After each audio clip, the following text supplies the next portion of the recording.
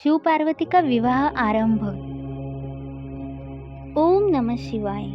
आस्था सागर YouTube channel में आपका स्वागत है। रुद्र संहिता के पार्वती खंड का अध्याय 48वां। शिव पार्वती का विवाह आरंभ। ब्रह्मा जी बोले, हे नारद, गर्ग मुनि की आज्ञा के अनुसार शैलराज हिमालय ने कन्यादान की रस्मों को निभाना शुरू किया। शैलराज प्रिया मैना जी सुंदर वस्त्र आभूषणों से सुसज्जित होकर हाथों में सोने का कलश लेकर अपने पति हिमालय के दाहिने भाग में बैठी हुई थी। शैलराज हिमालय ने भगवान शिव का पाद्य से पूजन करने के पश्चात सुंदर वस्त्रों, आभूषणों एवं चंदन से उन्हें अलंकृत किया तथा ब्राह्मणों से बोले कि हे ब्राह्मणों, अब आप कन्यादान हेतु संकल्प कराइए। तब श्रेष्ठ मुनिगण सहर्ष संकल्प पढ़ने लगे। तब गिरिश्रेष्ठ हिमालय ने आदरपूर्वक वर रूप में विराजमान भगवान शिव से पूछा, हे शिव शंकर, विधि विधान से पार्वती का पानी ग्रहण करने हेतु आप अपने कुल का परिचय दें। आप अपना गोत्र, प्रवर, कुल, नाम, वेद, शाखा सब कुछ ब्राह्मणों को बता दें। गिरिराज का यह प्रश्न सुनकर भगवान शंकर गंभीर होकर कुछ सोचने लगे। सब देवताओं, ऋषि मुनियों ने जब भगवान शिव को इस प्रकार चुप देखा तो वे इस संबंध में कुछ भी उत्तर नहीं दे रहे थे और शांत थे। तब यह देखकर कन्या पक्ष के कुछ लोग उन पर हंसने लगे। नारद, यह देखकर तुम तत्काल पार्वती के पिता शैलराज के पास पहुँचे और बोले, हे पर्वतराज, आप भगवान शिव से उनका गोत्र पूछकर बहुत बड़ी मूर्खता कर रहे हैं। उनका कुल, गोत्र आदि तो ब्रह्मा, विष्णु आदि भी नहीं जानते, तो और भला कोई कैसे जान सकता है। भगवान शिव तो निर्गुण और निराकार है, वे परब्रह्म परमेश्वर है। वे निर्विकार, मायाधारी एवं परात्पर है। वे तो स्वतंत्र परमेश्वर है, जिनका कुल, गोत्र आदि से कुछ भी लेना देना नहीं है। ये सब तो मनुष्यों के द्वारा निर्मित आडंबर मात्र है। शिवजी तो अपनी इच्छा के अनुसार रूप और अवतार धारण करने वाले हैं। यह तो पार्वती के द्वारा किए हुए उग्र तप का प्रभाव है, जिसके कारण आप शिवजी के साक्षात स्वरूप के दर्शन कर पा रहे हैं। शैलराज, भगवान शिव गोत्रहीन होकर भी श्रेष्ठ गोत्र वाले हैं और कुलहीन होने पर भी कुलीन हैं। इनकी विविध लीलाएं इस चराचर संसार को मोहित करने वाली है। हे गिरिश्रेष्ठ हिमालय, नाना प्रकार की लीला करने वाले इन भगवान शिव का गोत्र और कुल नाद है। शिव नादमय है और नाद शिवमय है। नाद और शिव में कहीं कोई अंतर नहीं है। जब भगवान शिव ने सृष्टि की रचना का विचार किया था, तब सबसे पहले शिवजी ने नाद को ही प्रकट किया था। इसलिए अब आप व्यर्थ की बातों को त्याग कर अपनी पुत्री पार्वती का विवाह यथाशीघ्र शिवजी के साथ संपन्न करा दो। नारद, तुम्हारी बात सुनकर शैलराज हिमालय के मन में उत्पन्न हुई शंका समाप्त हो गई।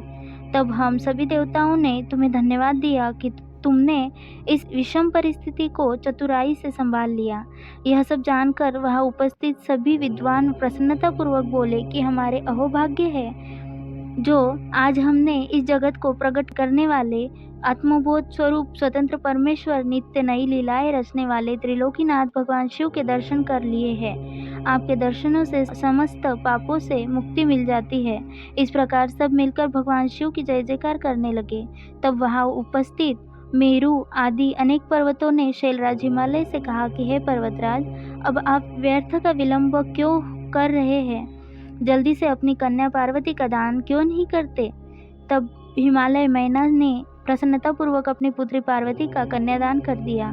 कन्यादान करते समय पर्वतराज बोले, हे परमेश्वर, करुणा निधान भगवान शिव, मैं अपनी कन्या पार्वती आज आपको देता हूँ। आप इसे अपनी पत्नी बनाकर मुझे और मेरे कुल को कृतार्थ करें। इस प्रकार शैलराज हिमालय ने अपनी पुत्री पार्वती का हाथ व जल भगवान शिव के हाथों में दे दिया। तब सदाशिव ने वेद मंत्रों के वचनों के अनुसार मंत्रों को बोलते हुए देवी पार्वती का हाथ लेकर पृथ्वी का स्पर्श करते हुए लौकिक रीति से उनका पानी ग्रहण स्वीकार किया। इस प्रकार गिरिराज ने कन्यादान करते ही चारों ओर शिव पार्वती की जय जयकार की ध्वनि गूंजने लगी।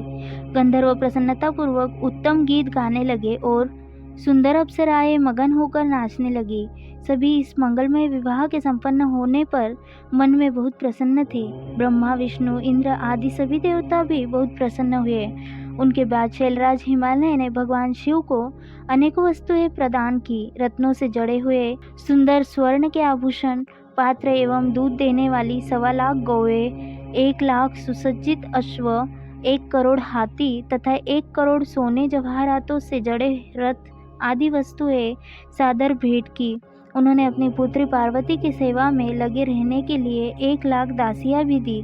तत्पश्चात विवाह में पधारे अनेक पर्वतों ने भी अपनी इच्छाओं और सामर्थ्य के अनुसार उत्तम वस्तुएं शिव पार्वती को उपहार स्वरूप भेंट की।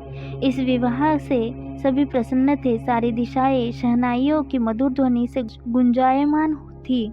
आकाश से भगवान शिव और उनकी प्रिया पार्वती पर पुष्प वर्षा हो रही थी। कल्याणमयी और भक्तवत्सल भगवान शिव को अपनी प्रिय पुत्री पार्वती को समर्पित करने के बाद शैलराज हिमालय और उनकी प्रिय पत्नी मैना हर्ष से प्रफुल्लित हो रहे थे। शैलराज हिमालय ने यजुर्वेद की मध्यांदिनी में लिखे हुए स्तोत्रों द्वारा शुद्ध हृदय और भक्तिभाव से भगवान शिव की अनेकों बार स्तुति की। तत्पश्चात वहाँ उपस्थित श्रेष्ठ मुनिजनों ने उत्साहपूर्वक भगवान शिव और देवी पार्वती के सिर का अभिषेक किया।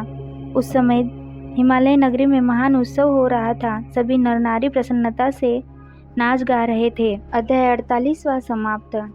इसके आगे की कथा हम अगले अध्याय में सुनेंगे। ओम नमः शिवाय।